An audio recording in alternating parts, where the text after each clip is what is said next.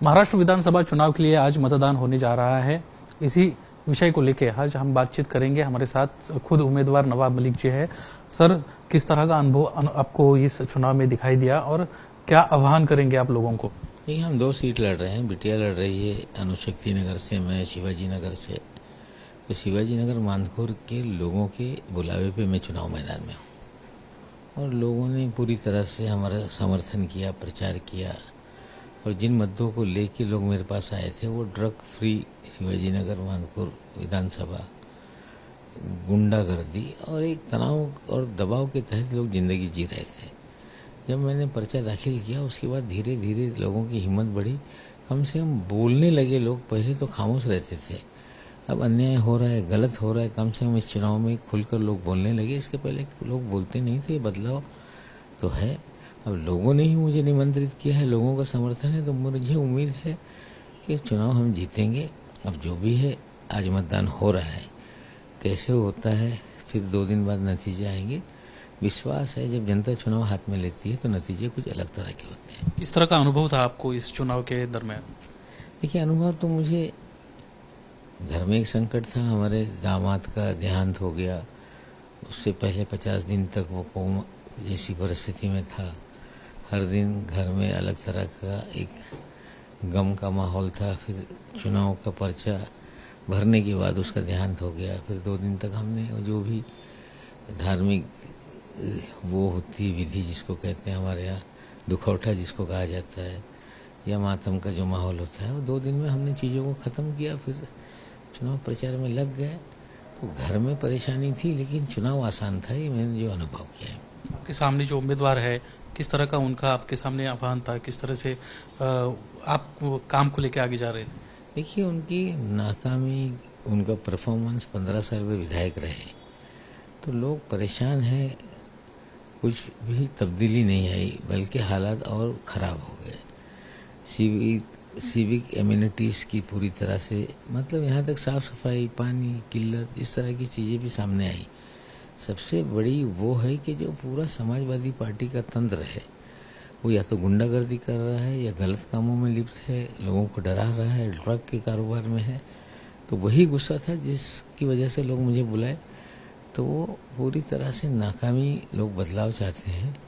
और हमें लगता है जब लोग बदलाव चाहते हैं और किसी को पर्याय के रूप में देखते हैं और उसके समर्थन में खड़ा रहते हैं, तो मुझे लगता है चुनाव आसान हो जाता है।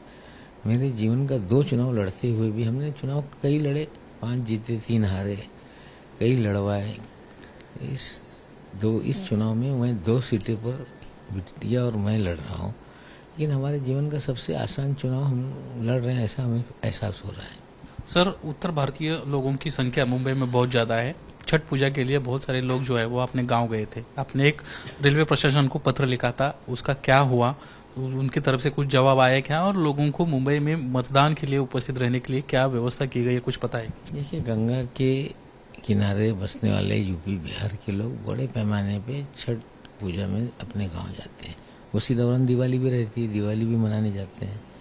तो देहात लोग गए थे।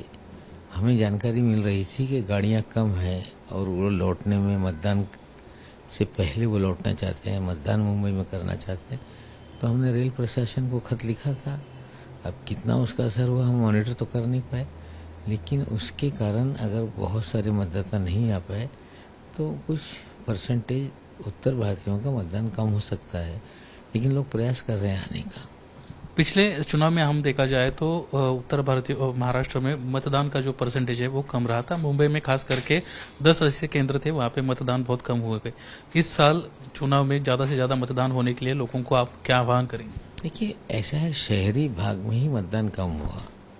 माइग्रेंट वोटर होता है जो स्कूल की जो गर्मी में छुट्टियां पड़ती हैं वो अपने गांव चला जाता है। और ख़ास करके जो उत्तर भारतीय हैं उस समय में लगन का मुहूर्त रहता है। और ख़ास करके जब पूरे देश में चुनाव हो रहे थे और उत्तर प्रदेश, बिहार में अंतिम चरण में सारे चुनाव थे, जो ज़्यादा करके ईस्टर्न यूपी के लोग यहाँ पर हैं, तो चुनाव जो गांव में था वहाँ भी उनका बहुत ज़्यादा इंटरेस्ट था। तो काफ़ी लोग उस समय बाहर थे। इस बार मुझे लगता है लोकसभा की तुलना में मतदान की का जो परसेंटेज है वो ज़्यादा होगा। और जब विधानसभा का चुनाव होता है तो उतनी ताकत से चुनाव लड़े जाते हैं जितने लोकसभा में नहीं लड़े जाते हैं। कार्यकर्ता सक्रिय होता है, प्रचार ज़्यादा होता है, डोर टू डोर कैंपेन होता है। तो हमें लगता है इस बार जो विधानसभा में लोकसभा की तुलना में मतदान ज़्यादा होगा। धन्यवाद सर हमसे बातचीत करने के लिए। कैमरामैन रुपेश शिलार के साथ मैं Nilesh Budawali, ABP News, Mumbai. For exclusive and insightful videos, subscribe to our new channel ABP Live Premium.